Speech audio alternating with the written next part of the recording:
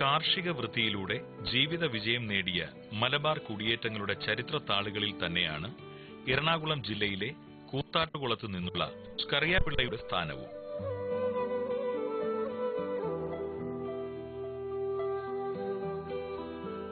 സ്കറിയാപിള്ളയുടെ പരമ്പരാഗത കർഷക കുടുംബം 1979 കൃഷിപ്പണിയിലൂടെ ജീവിതഗതി എന്ന ലക്ഷ്യമിട്ട് പാലക്കാട്ടേക്ക് എത്തിയത്.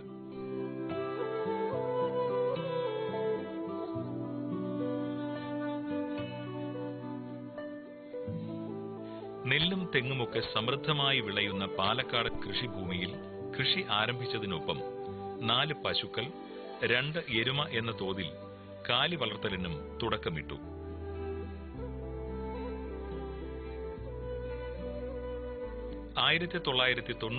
ോടെ വെളിച്ചെണ്ണയ്ക്കായുള്ള ഓയിൽ മിൽ, അരിമിൽ എന്നിവയുടെയും പ്രവർത്തനം ആരംഭിച്ചു. ഓയിൽ മില്ലിൽ നിന്നുള്ള പിണ്ണാക്കും അരിമില്ലിൽ നിന്നുള്ള തവിടും തേങ്ങയിൽ നിന്നുള്ള വെള്ളവും കന്നുകാലികൾക്ക് ആഹാരവുമായപ്പോൾ സ്കറിയാപിള്ള എന്ന കർഷകന്റെ സ്വപ്നങ്ങളിൽ നിറങ്ങളേറെ പടർന്നു. പക്ഷേ 2003 ഓയിൽ മിൽ മേഖലയിലുണ്ടായ പ്രതിസന്ധി മൂലം മില്ലുകളുടെ പ്രവർത്തനം നിലയ്ക്കുകയും ഇനി എന്ത് എന്ന ചോദ്യത്തിന് ഉത്തരമെന്നോണം കന്നുകാലികളെ വളർത്തുക എന്ന ഉറച്ച തീരുമാനത്തിലെത്തുകയായിരുന്നു സ്കറിയാപിള്ള എന്ന ഈ കർഷകൻ. കർഷകശ്രീ എന്ന ബഹുമതി വരെ കരസ്ഥമാക്കിയ കാർഷിക യാത്ര. എൻ്റെ ജന്മനാട് എറണാകുളം ജില്ലയിലെ കൂത്താട്ടുകുളത്ത് മാറുകയിലാണ്. ഞങ്ങൾ പരമ്പരാഗതമായിട്ട് കർഷകരാണ്.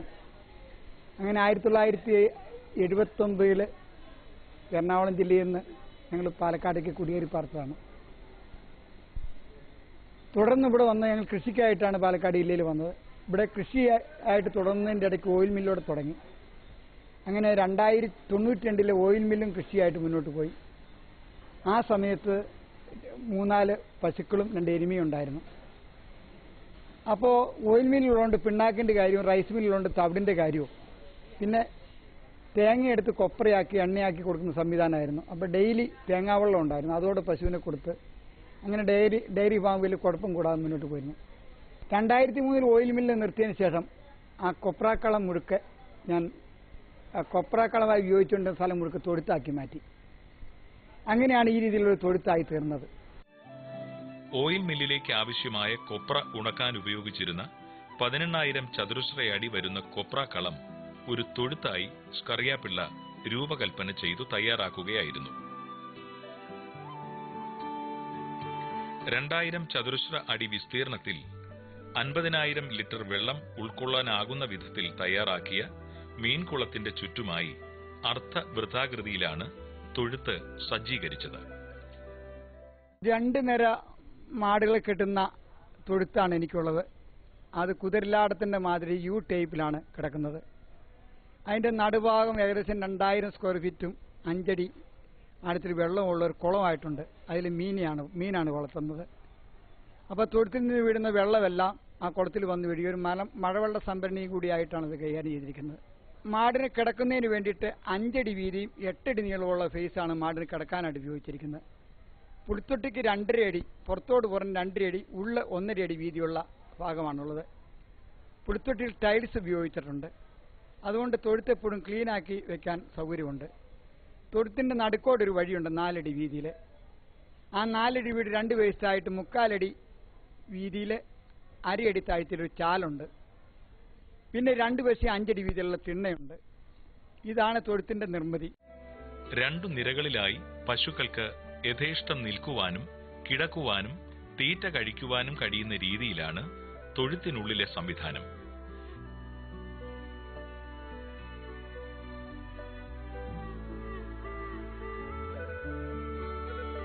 HF സങ്കരം, ജെഴ്സി, സഹിവാൾ, ഗീർ, സുനന്ദിനി ഇനത്തിൽപ്പെട്ട 60-ലേറെ പശുക്കൾ, എരുമകൾ, പോത്തുകൾ, 50-ലേറെ മൂരികൾ തുടങ്ങിയ കന്നുകാലികൾ ഇന്ന് സ്കറിയാപിള്ളയുടെ ഈ നെടുങ്കൻ തൊഴുത്തിൽ സസുഖം കഴിയുന്നു. ഓരോ പശുവിനും അനായാസം കിടക്കുന്നതിനായി 5 അടി നീളവും 8 അടി വീതിയും വരുന്ന പ്രതലമാണ് തൊഴുത്തിൽ ഒരുക്കിയിരിക്കുന്നത്. കിടക്കുന്നതിനായി തറയിൽ റബ്ബർ മാറ്റും വിരിച്ചിരിക്കുന്നു. 2.5 അടി നീളത്തിലും 1.5 അടി വീതിയിലും തയ്യാറാക്കിയിരിക്കുന്ന പുൽത്തൊട്ടി ടൈൽസുകൾ പതിച്ച് സൗകര്യപ്രദമാക്കിയിരിക്കുന്നു. ഇതുമൂലം പശുക്കൾക്ക് തീറ്റ പൂർണ്ണമായും ആഹരിക്കാനാകുന്നു. 4 അടി വീതിയിലുള്ള വഴി തൊഴുത്തിന്റെ മധ്യത്തിലായും ഒരുക്കിയിരിക്കുന്നു. പശുക്കളെ കുളിപ്പിക്കുന്നതിനും തൊഴുത്ത് വൃത്തിയാക്കുന്നതിനും സൗകര്യസജ്ജമായ ഈ വഴി ഏറെ പ്രയോജനപ്പെടുന്നു. വലിയ വലിയ മാടുകൾക്ക് റബ്ബർ മാറ്റ് കൊടുത്തിട്ടുണ്ട്. തൊഴുത്തിലെ ചൂട് കുറയ്ക്കാനായിട്ട് മുകളിൽ മേക്കുരയിൽ എയർ ഹോൾ കൊടുത്തിട്ടുണ്ട്. പിന്നെ തൊഴുത്ത് ഓപ്പൺ ആയിട്ട് തുറന്നാണ് കിടക്കുന്നത്. അതുകൊണ്ട് വായുസഞ്ചാരം നന്നായിട്ടുള്ളത് കൊണ്ട് ചൂടിന്റെ സാധ്യത കുറവുണ്ട്.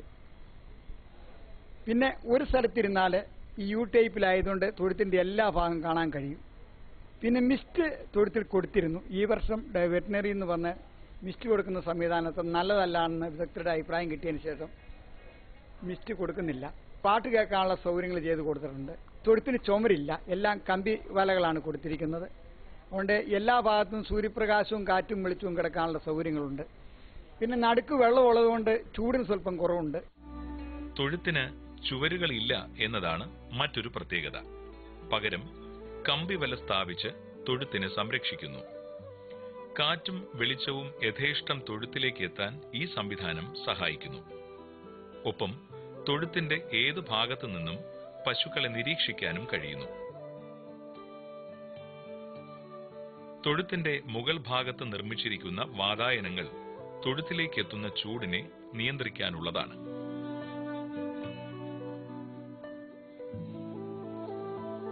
തൊഴുത്തിനോട് ചേർന്ന് 5 അടി വീതിയുള്ള വരാന്തയും തീർത്തിട്ടുണ്ട്. പശുവിന് തീറ്റയായിട്ട് കൊടുക്കുന്ന പെല്ലറ്റ്, പിണ്ണാക്കോ, തവിടൊന്നുമല്ല. Beer waste Kanjikode UB beer കമ്പനിയിൽ നിന്ന് കിട്ടുന്നുണ്ട്. സേലത്തുനിന്ന് കപ്പയുടെ വേസ്റ്റ് കിട്ടുന്നുണ്ട്.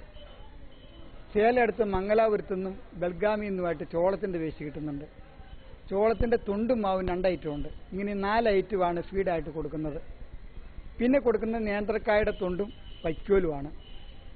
നേന്ത്രക്കായുടെ തൊണ്ട് കിട്ടാത്ത ദിവസം പുല്ലും വൈക്കോലും കൂടെ കൊടുക്കും. ഇതാണ് എൻ്റെ തീറ്റക്രമം.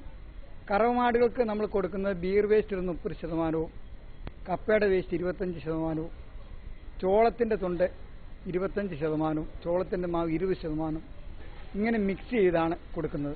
1 ലിറ്റർ പാലിന് 1.5 കിലോ കണക്കാക്കി ആണ് കൊടുക്കുന്നത്. പിണ്ണാക്ക്, തവിട്, പെല്ലറ്റ് തുടങ്ങിയ കാലിത്തീറ്റകൾ സ്കറിയാപിള്ള തന്റെ കാലികൾക്ക് നൽകാറില്ല.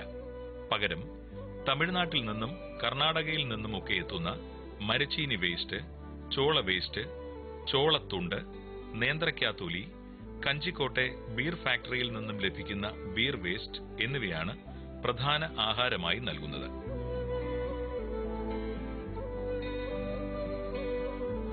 നേന്ത്രക്കാത്തൊലി ലഭിക്കാതെ വന്നാൽ വൈക്കോലോ തീറ്റപ്പുല്ലോ മറ്റ് തീറ്റകൾക്കനുസൃതമായി നൽകുന്നു. തീറ്റകൾ പ്രത്യേക അനുപാതത്തിൽ മിശ്രണം ചെയ്താണ് കാലികൾക്ക് നൽകുക. കറവ പശുക്കൾക്ക് 1 ലിറ്റർ പാലിന് 1.5 കിലോഗ്രാം തീറ്റ എന്ന തോതിലും നൽകുന്നു. ദിവസേന 2 പ്രാവശ്യമാണ് തീറ്റ നൽകുക. പുൽക്കൂട്ടിൽ സജ്ജീകരിച്ചിരിക്കുന്ന ഓട്ടോമാറ്റിക് വാട്ടർ ബൗൾ വഴി പശുക്കൾക്ക് ആവശ്യാനുസരണം വെള്ളം കുടിക്കാനും കഴിയുന്നു. സംഗീതം ആസ്വദിക്കുവാനുള്ള സൗകര്യവും തൊഴുത്തിലുണ്ട്. തൊഴുത്തിൽ ഫാനുകളോ മിസ്റ്റ് സംവിധാനമോ സ്കറിയ പിള്ള ഉപയോഗിക്കുന്നില്ല. തികച്ചും പാരിസ്ഥിതിക സജ്ജമായ പശ്ചാത്തല സൗകര്യമാണ് തൊഴുത്തിലുള്ളത്. തൊഴുത്തിന്റെ മധ്യഭാഗത്തുള്ള കുളത്തിലെ ജലവിധാനം തൊഴുത്തിലെ ചൂടിന്റെ അളവിനെ കുറയ്ക്കുന്നു. ആവശ്യമായ വായു സഞ്ചാരം, നിയന്ത്രിത അളവിൽ ലഭിക്കുന്ന സൂര്യപ്രകാശം, കുളത്തിലെ ജലത്തിന്റെ ഈർപ്പം തുടങ്ങിയവ സമ്മാനിക്കുന്ന ഒരു മിതശീതോഷ്ണ കാലാവസ്ഥ തന്നെയാണ് തൊഴുത്തിൽ അനുഭവപ്പെടുക. തൊഴുത്തിലെ 6 പേരാണ് പണിക്കാരായിട്ടുള്ളത്. 2 ആണുങ്ങളും 4 സ്ത്രീകളും. 2 ആണുങ്ങൾ 40 പശുക്കളെ കണക്കും. കറവ മെഷീൻ ഉണ്ടെങ്കിലും ആളാണ് കറക്കുന്നത്. നല്ല സ്പീഡുള്ളതും പരിചയമുള്ളതായ കറവക്കാരായതുകൊണ്ട് ഏതാണ്ട് മെഷീന്റെ സ്പീഡിൽ തന്നെ പശുവിനെ കറക്കുന്നുണ്ട്. അവർ വെളുപ്പിന് 3:30 മണിയാകുമ്പോൾ തൊഴുത്തിൽ വരും. അരമണിക്കൂർ കൊണ്ട് തൊഴുത്തൊക്കെ ഒന്ന് ക്ലീൻ ആക്കിയിട്ട് 4 മണിയാകുമ്പോൾ കറവ് തുടങ്ങിയാൽ 6:30 ആകുമ്പോഴത്തേനും ഓരോരുത്തർ 2 പേരും കൂടെ 40 പശുവിനെ കറന്നു കഴിയും. ആ പാല് കറന്ന് അവർ സൊസൈറ്റിയിലേക്ക് വണ്ടിക്ക് കയറ്റി വിടും. അതിനുശേഷം അവർ കറക്കുന്ന മാടുകളെ കുളിപ്പിക്കും, അതിൻ്റെ വളമെടുക്കും. 9 മണിയോടുകൂടി അവരുടെ പണി കഴിയും, അവർ വീട്ടിൽ പോകും. പിന്നെ 8 മണി 8:15 സ്ത്രീകൾ വരും. പശുവിന് തീറ്റ കൊടുക്കുന്നതും ബാക്കി തൊടുത്ത് കഴുകുന്നതും ബാക്കി കറവയില്ലാത്ത പശുക്കളെ കുളിപ്പിക്കുന്നതുമെല്ലാം അവരുടെ പണിയാണ്. അവർ 5:30 മണിയാകുമ്പോഴത്തേനും അവരുടെ എല്ലാ തൊഴിലും തീർത്ത് അവർ വൈകുന്നേരം വീട്ടിൽ പോകും. കറവക്കാർ പിന്നെ 2 മണിയാകുമ്പോൾ വന്ന് വീണ്ടും ഉച്ചത്തെ കറവ് തുടങ്ങും. അവർ 4:30 ആകുമ്പോഴത്തേനും കറവ് കഴിഞ്ഞ് എൻ്റെ പരിപാലനങ്ങളെല്ലാം കഴിഞ്ഞാൽ അവർ 4:30-5 മണിയോടുകൂടി അവർ വീട്ടിൽ പോകും. 2 പുരുഷന്മാരും 4 സ്ത്രീകളും അടങ്ങുന്ന തൊഴിലാളികൾ തൊഴുത്തിലെ കറവയും മറ്റ് ശുചീകരണ പ്രവർത്തനങ്ങളും നടത്തുന്നു.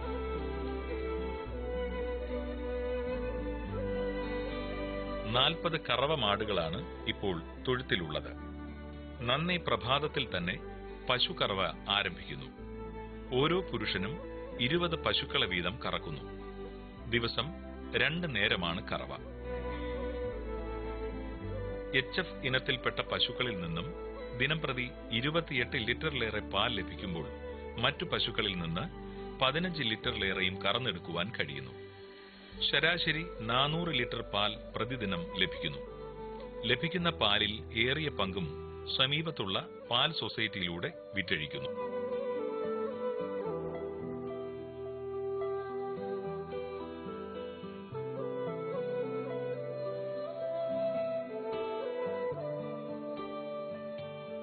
തൊഴുത്തിനോട് ചേർന്ന് നിർമ്മിച്ചിരിക്കുന്ന ആട്ടിൻകൂട്ടിൽ 40ഓളം ആടുകളെയും സ്കറിയ പിള്ള പരിപാലിക്കുന്നു.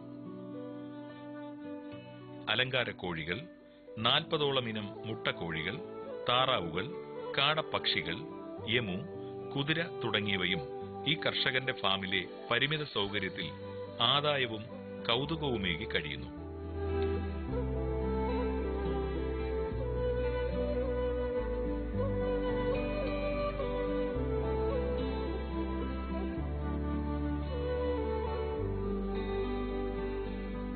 തൊഴുത്തിലെ കാലികളുടെ സംരക്ഷണത്തിനായി 2 നായ്ക്കളും കാവലുണ്ട്.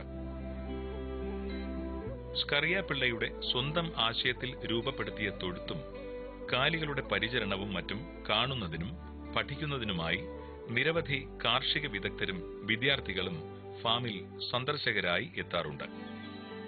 പഠിതാക്കൾക്കും വിദഗ്ധർക്കും ഇരുന്നു ചർച്ച ചെയ്യുന്നതിനും തൊഴുത്തടങ്ങിയ ഫാം വീക്ഷിക്കുന്നതിനുമായി തൊഴുത്തിന്റെ പ്രവേശന കവാടത്തിൽ തന്നെ ഇരിപ്പിടങ്ങളും സജ്ജീകരിച്ചിരിക്കുന്നു. ഒന്നാം നമ്മളൊരു പ്രസ്ഥാനമായിട്ടിരിക്കുമ്പോൾ നിർബന്ധമായിട്ടും ആ നാട്ടിലും പരിസരവാസികൾക്കും അത് തൊഴിലവസരം കൊടുക്കണമെന്ന് അതിയായ ആഗ്രഹമുണ്ട്. ആ ഒരു കാര്യം ഉദ്ദേശിച്ചാണ് ഞാനിവിടെ പരിസരവാസികളെ മാത്രം ഈ തൊഴിൽ രംഗത്തേക്ക് കൊണ്ടുവന്നിരിക്കുന്നത്. അങ്ങനെ കൊടുത്തപ്പോൾ അതിൻ്റെതായ നല്ല പ്രതികരണവും അവരുടേതായ നല്ല സഹകരണവും ആത്മാർത്ഥവും എനിക്ക് ലഭിക്കുന്നുണ്ട്. അത് ആ രീതി വളരെ നല്ലതായിട്ട് എനിക്ക് തോന്നുന്നു. ഒരിക്കലും മറ്റ് സ്റ്റേറ്റിൽ നിന്നുള്ള തൊഴിലാളികളോ മറ്റു പ്രദേശത്തുള്ള തൊഴിലാളികളോ ആരും തന്നെ എൻ്റെ ഫാമിലില്ല. എല്ലാം എൻ്റെ പരിസരവാസികളാണ്. അതുകൊണ്ട് തന്നെ ആ വലിയൊരു സമൂഹത്തിൻ്റെ സപ്പോർട്ട് എനിക്കുണ്ട്. അത് എൻ്റെ ഫാമിൻ്റെ നിലനിൽപ്പിന് വളരെയധികം സഹായിക്കുന്നുണ്ട്. കാലിത്തീറ്റ നിർമ്മിതിയിൽ സ്വന്തമായ ഒരാശയം തന്നെയാണ് സ്കറിയ പിള്ള എന്ന ഈ ഇരുത്തം വന്ന കർഷകൻ ആവിഷ്കരിച്ചത്.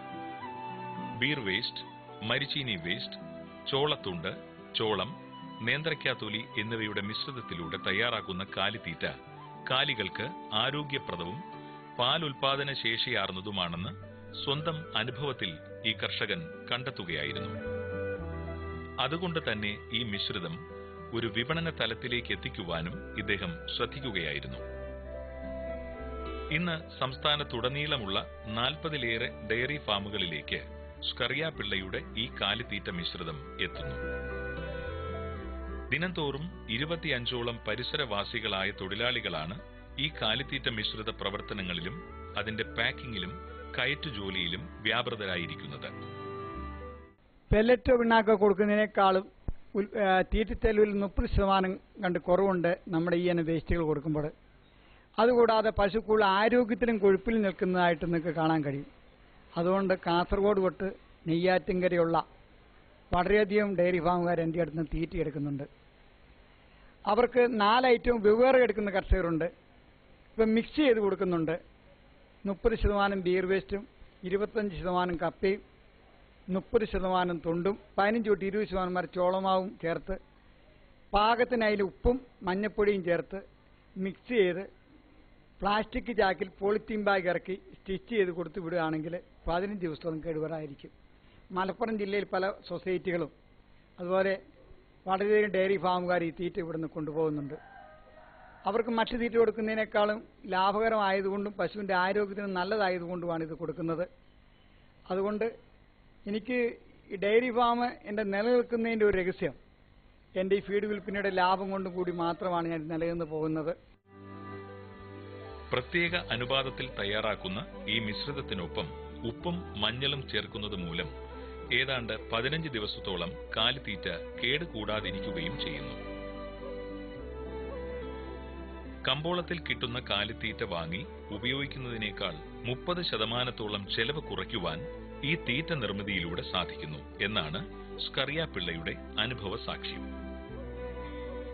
തൊഴുത്തിലെ ആഹാരാവശിഷ്ടങ്ങളും മറ്റും കഴുകി ഒഴുക്കുന്ന ജലം പൈപ്പിലൂടെ കുളത്തിലേക്ക് എത്തുന്നു. കുളത്തിൽ വളർത്തുന്ന ഭക്ഷ്യമീനുകളായ രോഹു, കട്ല തുടങ്ങിയവയുടെ വളർച്ചയ്ക്ക് ഇത് പ്രയോജനമാകുന്നു. തൊഴുത്തിലെ ഗോമൂത്രവും ചാണകവും കലർന്ന ജലം പൈപ്പ് വഴി CO3 തീറ്റപ്പുല്ലുകൾ വളരുന്ന കൃഷിയിടത്തിലേക്കും ചെല്ലുന്നു. തീറ്റപ്പുല്ലുകളുടെ ആരോഗ്യകരമായ വളർച്ചയ്ക്കുള്ള വളപ്രയോഗമായും ഇത് മാറുന്നു. കറമാട് വളർക്കണേക്കാൾ കൂടുതൽ റിസ്ക് കുറവും സംരക്ഷിക്കാനുള്ള എളുപ്പവും മൂരികൾ വളർക്കുകയാണ്. അത് പെരുന്നാളിന് കൊടുക്കുമ്പോൾ നമുക്ക് മാർക്കറ്റിൽ കിട്ടുന്നതിനേക്കാൾ 50-60% വില കൂടുതൽ കിട്ടുന്നുണ്ട്. അതുകൊണ്ട് സംരക്ഷണ ചെലവും ഒരുപക്ഷെ കറവമാടുകൾ വളർക്കുന്നതിനേക്കാൾ കൂടുതൽ ലാഭകരമായി തോന്നുന്നത് മുരികൾ വളർക്കുന്നതുകൊണ്ടാണ്. അതുകൊണ്ട് കറവമാടുകൾ നേരത്തെ 100 ചില്ലുവാനെണ്ണം ഉള്ളത് ഇപ്പോൾ 60 എണ്ണത്തോളേ ഉള്ളൂ. ബാക്കി ഇപ്പോൾ 50 ചില്ലുവാനുള്ളത് മൂരികളാണ്. അത് പെരുന്നാളിന് കൊടുക്കുമ്പോൾ നമുക്ക് 1 ലക്ഷം 1.25 ലക്ഷം രൂപ വരെ വില കിട്ടുന്നുണ്ട്. അതുകൊണ്ട് എൻ്റെ ശ്രദ്ധ പകുതിയും ആ നിലയിലേക്ക് പോയിക്കൊണ്ടിരിക്കുകയാണ്. പശുക്കളെ കൂടാതെ 50-ലേറെ മൂരികൾ സ്കറിയ പിള്ളയുടെ തൊഴുത്തിലുണ്ട്. ഉത്സവവേളകളിലും മറ്റാഘോഷവേളകളിലും മൂരികൾക്ക് നല്ല വില നൽകി വാങ്ങുവാൻ ആവശ്യക്കാർ ഏറെ ഉള്ളതിനാൽ പശു വളർത്തലിനേക്കാൾ ആദായം മൂരി വളർത്തലിലൂടെ ലഭ്യമാകുമെന്നാണ് ഈ കർഷകന്റെ പക്ഷം. പരിസ്ഥിതിയെ സംരക്ഷിച്ചുകൊണ്ട് കുറഞ്ഞ സ്ഥലത്ത് കൂടുതൽ മാടുകളെ വളർത്തി മികച്ച ആദായം നേടുക എന്ന നിലയിൽ സ്കറിയ പിള്ള എന്ന ഈ പാലക്കാടൻ കർഷകൻ നമ്മുടെ കർഷക സമൂഹത്തിലെ വേറിട്ടൊരു വ്യക്തിത്വമാകുന്നു. താൻ വിഭാവനം ചെയ്തു നിർമ്മിച്ച കാലിത്തൊഴുത്തിന്റെ പ്രത്യേകത കൂടാതെ പതിവു കാലിത്തീറ്റകളെ ഉപേക്ഷിച്ച് മാടുകളുടെ ആരോഗ്യത്തിനും വർദ്ധിച്ച പാലുൽപാദനത്തിനുമായി തയ്യാറാക്കുന്ന കാലിത്തീറ്റ മിശ്രിതവും സവിശേഷതയാർന്നതാണ്. കന്നുകാലി പരിപാലനത്തിലെ ഈ നൂതന പരീക്ഷണ വിജയത്തെ അടുത്തറിയാൻ ആഗ്രഹിക്കുന്നവർക്കായി ഈ കർഷകൻ തന്റെ ഗോശാല ഒരു പാഠശാലയാക്കി തുറന്നിട്ടിരിക്കുന്നു. നമ്മുടെ കാർഷിക മേഖലയിലെ മാറ്റത്തിന്റെ നാൾ വഴികളിൽ സ്കറിയ പിള്ള എന്ന ഈ കർഷകന്റെ കയ്യൊപ്പും പതിഞ്ഞിരിക്കും തീർച്ച.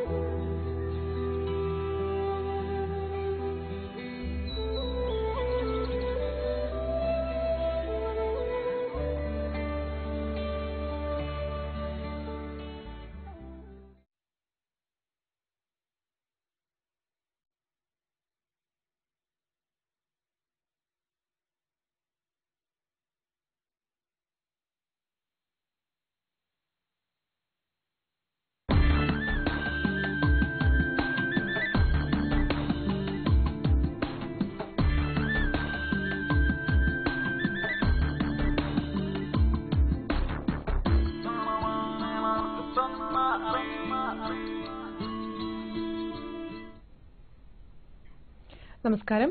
ദൂരദർശൻ കാർഷിക വാർത്തകളിലേക്ക് സ്വാഗതം. പ്രധാന വാർത്തകൾ. പുഷ്പകൃഷിക്ക് ധനസഹായം. വിളവെടുപ്പാനന്തര സംസ്കരണത്തിൽ പരിശീലനം. തേനിന്റെ ഗുണനിലവാരം പരിശോധിക്കാൻ ദേശീയതല ലബോറട്ടറി വെള്ളായണിയിൽ. പുഷ്പകൃഷിക്ക് സംസ്ഥാന ഹോർട്ടിക്കൾച്ചർ മിഷൻ ധനസഹായം നൽകുന്നു. കട്ട് ഫ്ലവർ, കട്ട് ഫോളിയേജ് എന്നിവയുടെ ഉയർന്ന നിലവാരത്തിലുള്ള ഉൽപാദനത്തിന് പോളി ഹൌസുകൾ അനുവദിക്കുന്നതാണ് പദ്ധതി. സമതല മലയോര പ്രദേശങ്ങളിൽ വ്യത്യസ്ത നിരക്കുകളിലാണ് സഹായം. ഓർക്കിഡ്, ആന്തൂറിയം നടീൽ വസ്തുക്കൾക്കും കൃഷിക്കും ചതുരശ്ര മീറ്ററിന് 700 രൂപ നിരക്കിൽ പരമാവധി 4000 ചതുരശ്ര മീറ്ററിന് സഹായം ലഭിക്കും. കാർണേഷൻ, ജർബറ നടീൽ വസ്തുക്കൾക്കും കൃഷിക്കും ചതുരശ്ര മീറ്ററിന് 610 രൂപ നിരക്കിലും റോസ് ലില്ലി എന്നിവയുടെ നടീൽ വസ്തുക്കൾക്ക് ചതുരശ്ര മീറ്ററിന് 426 രൂപ നിരക്കിലുമാണ് സഹായം. പാലക്കാട് നെന്മാറ ബ്ലോക്കിലെ നീർത്തട പ്രദേശത്തെ മഴവെള്ള സംഭരണത്തിലൂടെ കിണറിൽ റീചാർജ് ചെയ്യുന്നതിന് അപേക്ഷ ക്ഷണിച്ചു.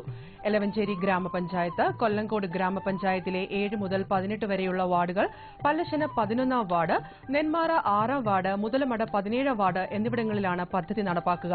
പദ്ധതി പ്രദേശത്തെ അപേക്ഷകർ എലവഞ്ചേരി, കൊല്ലങ്കോട് വിഇഒ ഓഫീസുകൾ, നെന്മാറ ബ്ലോക്ക് പഞ്ചായത്ത് എന്നിവിടങ്ങളിൽ മെയ് 10-നുള്ളിൽ അപേക്ഷിക്കണം. തമിഴ്നാട് കാർഷിക സർവകലാശാല പോസ്റ്റ് ഹാർവസ്റ്റ് ടെക്നോളജി സെന്ററിൽ നിന്നും വിളവെടുപ്പാനന്തര സംസ്കരണത്തിൽ പരിശീലനം നൽകുന്നു. നെല്ലിക്കയുടെ മൂല്യവർദ്ധിത ഉൽപ്പന്നങ്ങളെക്കുറിച്ച് മെയ് 20, 21 തീയതികളിലും പഴം പച്ചക്കറി ഉൽപ്പന്നങ്ങളുടെ വാണിജ്യോൽപാദനത്തിൽ 26, 27 തീയതികളിലും പരിശീലനം സംഘടിപ്പിക്കും. പരിശീലന ഫീസ് 1500 രൂപയാണ്. വിശദവിവരങ്ങൾക്ക് വിളിക്കേണ്ട നമ്പർ 0422661126.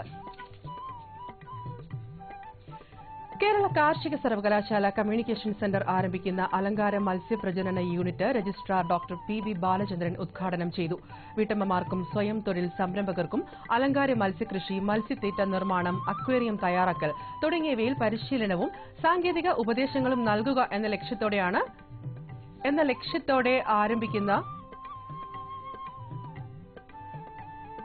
ലക്ഷ്യത്തോടെയാണ് പ്രജനന യൂണിറ്റ് ആരംഭിച്ചത്.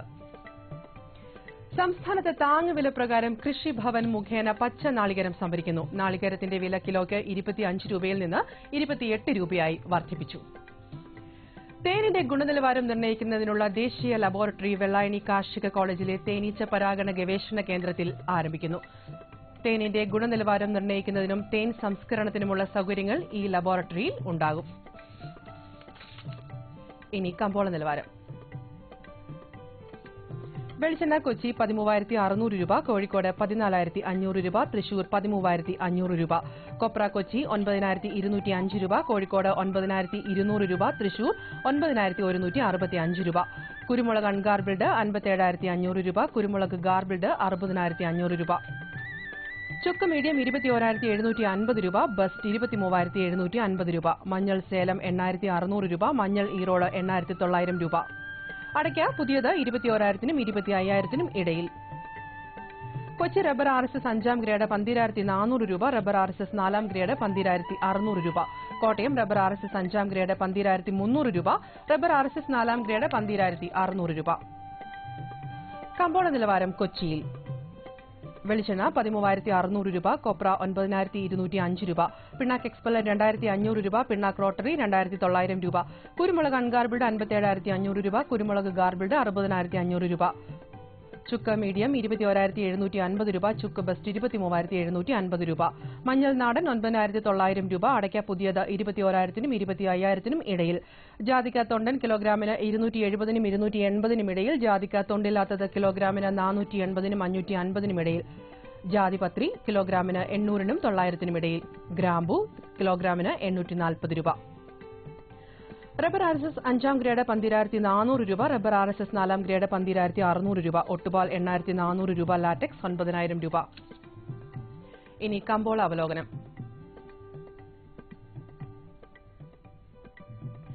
ഭക്ഷ്യ എണ്ണ വിലകൾ ഉത്തരേന്ത്യയിൽ ഉയർന്നെങ്കിലും നാളികേരോൽപ്പന്നങ്ങൾ തളർച്ചയിലാണ്. സൂര്യകാന്തി, സോയ, കപ്പലണ്ടി എണ്ണ, പാം ഓയിൽ വിലകൾ ഉയർന്നതിനിടയിൽ സംസ്ഥാനത്ത് വെളിച്ചെണ്ണ വില ഇടിഞ്ഞു. കോഴിക്കോട് വെളിച്ചെണ്ണയ്ക്ക് 200 രൂപയും കൊച്ചിയിൽ 100 രൂപയും താഴ്ന്നു. കൊപ്രയും തളർച്ചയിലാണ്. 2 ദിവസം കൊണ്ട് കുരുമുളകിന് 1000 രൂപ കുറഞ്ഞത് ഹൈറേഞ്ചിലെ കർഷകരിൽ ആശങ്ക ഉളവാക്കി. അതേസമയം ഉൽപ്പന്നം കരുത്ത് തിരിച്ചുപിടിക്കുമെന്ന നിഗമനത്തിലാണ് കർഷകർ. കർണാടകത്തിൽ നിന്നുള്ള വിൽപ്പന സമ്മർദ്ദമാണ് കുരുമുളകിനെ തളർത്തിയത്. ടയർ കമ്പനികളിൽ നിന്നുള്ള പിന്തുണ കുറഞ്ഞത് ഷീറ്റ് വിലയെ ബാധിച്ചു. കൊച്ചി, കോട്ടയം വിപണികളിൽ 4-ാം ഗ്രേഡിന് 100 രൂപ കുറഞ്ഞു. അതേസമയം ചരക്ക് ക്ഷാമം മൂലം ലാറ്റക്സ് ഒട്ടുപാൽ വിലകൾ സ്റ്റഡിയായി നിലകൊണ്ടു. ഇനി കാലാവസ്ഥ. കണ്ണൂർ കൂടിയ താപനില 34.4 ഡിഗ്രി സെൽഷ്യസ്, കുറഞ്ഞ താപനില 24.6 ഡിഗ്രി സെൽഷ്യസ്. കോഴിക്കോട് 34.1, 26.4. കൊച്ചി 33, 25.6. ആലപ്പുഴ 34.4, 26.5. പുനലൂർ 34.8, 24.5. തിരുവനന്തപുരം 34, കുറഞ്ഞ താപനില 26.2 ഡിഗ്രി സെൽഷ്യസ്. കാർഷിക വാർത്തകൾ കഴിഞ്ഞു. നമസ്കാരം.